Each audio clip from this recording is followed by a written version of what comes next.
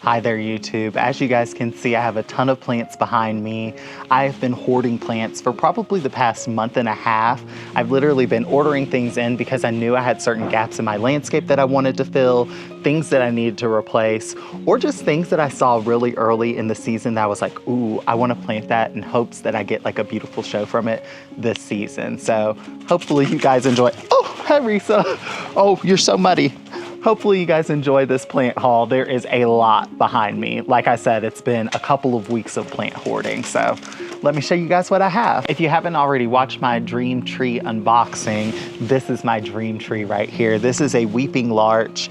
It is a tree that looks like an evergreen tree because it has needles, but it's actually deciduous. So in the fall, it turns bright yellow and it loses all of its needles. And so all you're left with is this weeping structure. It's a weeping tree, so it grows as tall as you stake it, and then it just eventually weeps straight down, almost like a cousin it. I'm really, really excited about this. Risa, leave that alone. You know how I was excited about the Lunaria? She was just chewing off all the blooms. I have a feeling if anything destroys my garden this season, it's gonna be her. It's gonna be Risa. I love how soft this tree is too. I cannot stop touching it.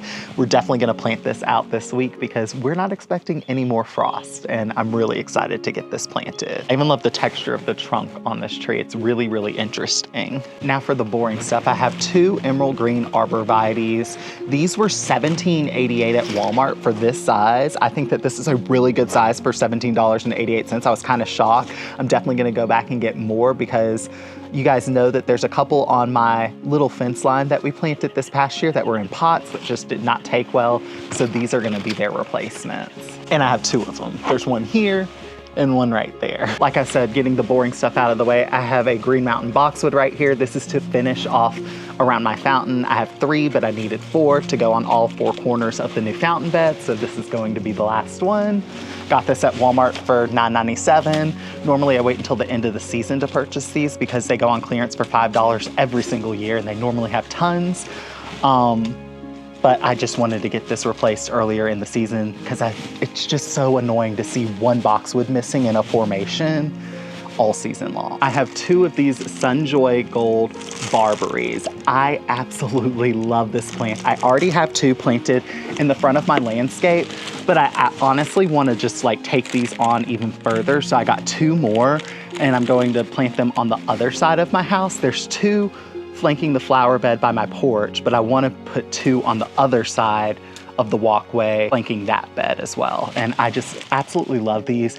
They have the most neon green foliage ever. They're so, so pretty and they stay nice and upright and tight. I just love these. And then they get red berries in the winter time. Not a lot, but just a couple. Truly, they have 4-season interest, and I think I'm gonna plant more and more of these. I was literally looking at them against this fence line and I was like, they pop against this black fence. I literally think I need to buy more lime plants because this is gorgeous. It gets 3 to 4 feet tall and 1.5 to 2 feet wide. So nice and tight, nice and narrow for a small garden space. These are perfect. Barberries do have thorns though, just keep that in mind. So try to plant them towards the back of a bed so that you don't have to interact with it. The other tree I got in my dream unboxing is this Skylands Oriental Spruce.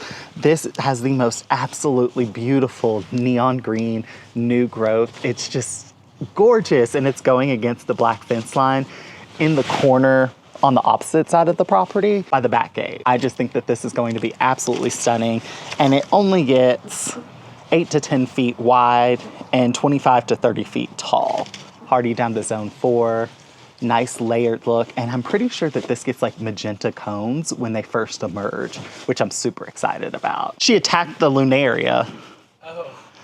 Yeah, as I was sitting here, she just chomped it. I was like, to chomp most of the blooms away. Look at that. Oh no.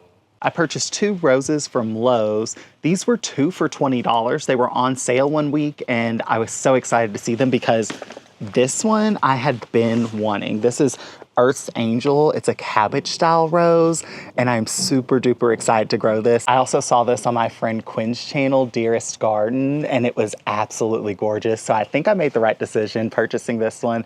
I'm super duper excited. I'm in love with the cabbage style blooms, and it's supposed to have a nice, like, I think citrusy fragrance. It's definitely fragrant because it says fragrant.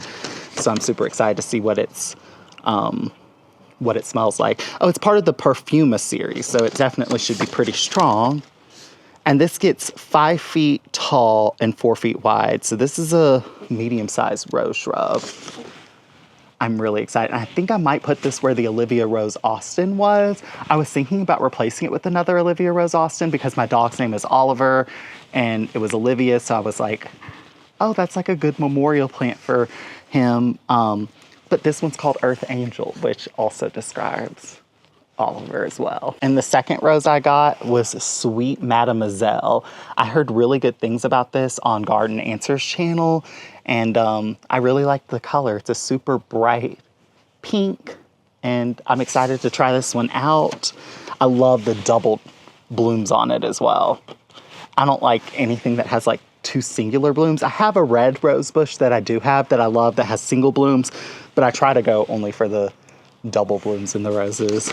And it just says it gets 5 feet tall. It doesn't say how wide it gets, so we'll see. Kind of scares me when they don't put a width on there. It's like, is it just gonna grow to infinity? I picked up 1 4-pack, 2 4-packs, 3 4-packs, 4 4-packs of begonias because these are just so pretty, and I have some shade areas that I haven't really developed yet. So I thought at least this season I could pack them out with begonias and at least have a little bit of color and some green in those areas because I hate seeing blank spaces in my garden. I purchased 3 Dracaena spikes. These are just spikes that go in the center of a container just to add that grassy foliage. And it's basically a nice thriller. These get 36 inches tall, so 3 feet tall, 2 feet wide. A perfect little spike, honestly.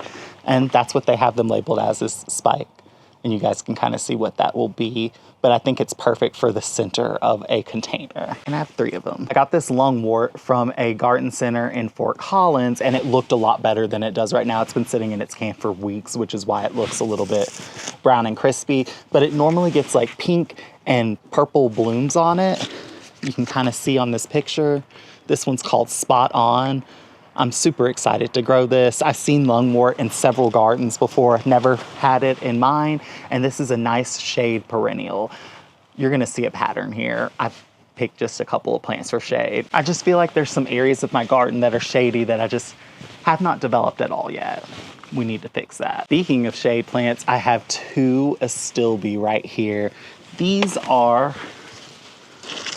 the Bressingham Beauty astilbe. They will have bright pink blooms on them. This is a nice shade perennial as well.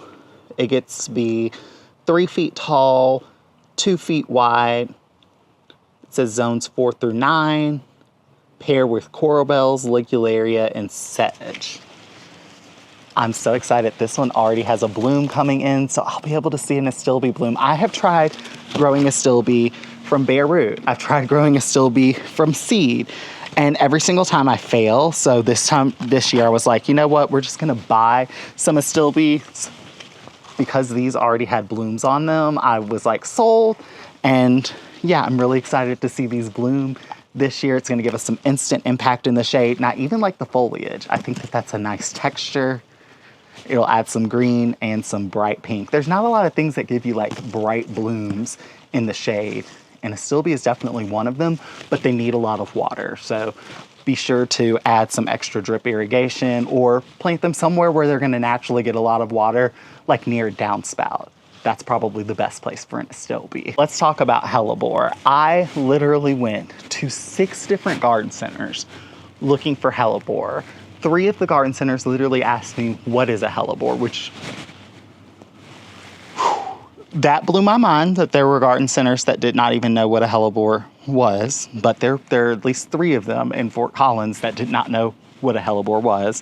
And literally 4 of them did not carry hellebores. Only 2 garden centers had hellebores. One had them for $35 and one had them for $19. I purchased 2 of them for 19 bucks each. I had been going to Trader Joe's to try to find them, have not been able to find them at Trader Joe's. I'm not sure why nowhere in my area is carrying hellebores, because they perform really well in my area and they produce some of the earliest color. The 2 that I picked up, one is called Shotgun Wedding. It's a nice doubled hellebore. Honestly, I picked these 2 because these were the only 2 varieties that they had. It wasn't because like I love the color or anything. The color is pretty. They're very pretty, but honestly, I just got what was available because they were the only ones I could find in town that were affordable. This one has a bloom that does not look much like the picture. Why is there no maroonness to it?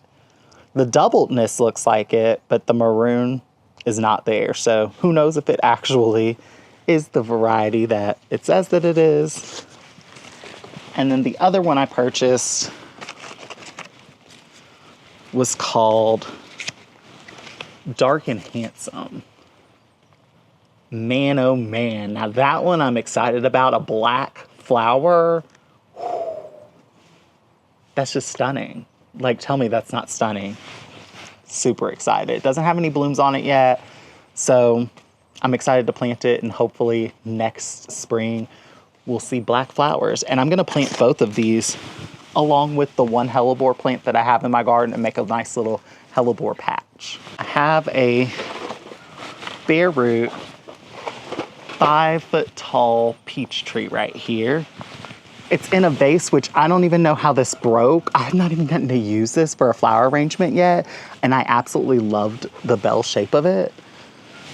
But as soon as I went to go grab this tree to take it out here for this video, I noticed that this was broken. So yeah, but there are buds and leaves coming out of this fruit tree. This is a Red Haven peach, and it's a semi-dwarf fruit tree. This is going to replace the peach tree that we currently have. We're going to chop it down because it was grown from a rootstock. Meaning at some point, the previous owners had a peach tree, they chopped it down, and when we moved in, there were a lot of sprouts coming from that area. I let one of them grow up into a tree, and that's the peach tree that we have, and it does not produce good peaches, so we're gonna replace it with this Red Haven peach. The Red Haven peach gets to be about 12 to 15 feet tall and 12 to 15 feet wide.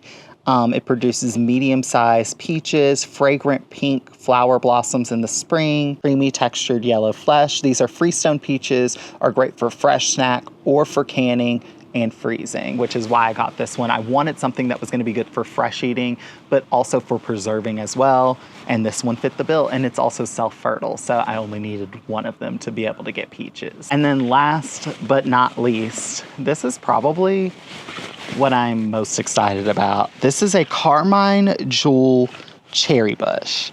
This produces full-size cherries, and it's a bush. It's also self-fertile, so you only need one. With most cherry trees, you need at least 2, so it's really nice that with this, you only need 1, and that it's only a bush. So this will only get 8 feet tall and 6 feet wide, which is really, really nice for a small garden space. I love cherry pie. Like, it is probably my favorite pie. I love cherry, honestly, anything. Cherry is one of my favorite flavors, and so I'm so excited to be able to grow cherries in a small, tight, 6-foot space instead of having to have a whole cherry tree, because cherry trees aren't small. Their roots are also really, really aggressive. So I'm just so, so excited about this, and it'll get white flowers in the springtime.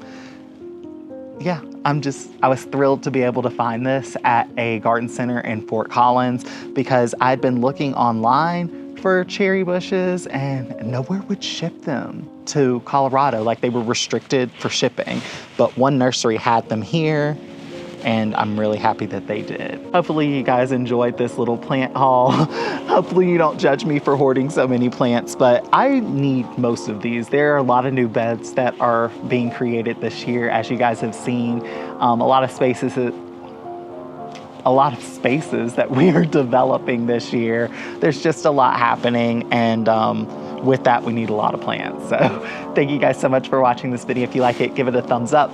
Leave a comment down below. Let me know what plants you've ordered early this year. Is there anything that you were like, ooh, I'm ordering this now before it goes out of stock? That's how I was with the Weeping Larch. I ordered that a couple of weeks ago because I was just afraid that they were gonna go out of stock. Thank you guys so much for watching this video, and I'll see you guys around for whatever video I come up with for next time. Bye guys.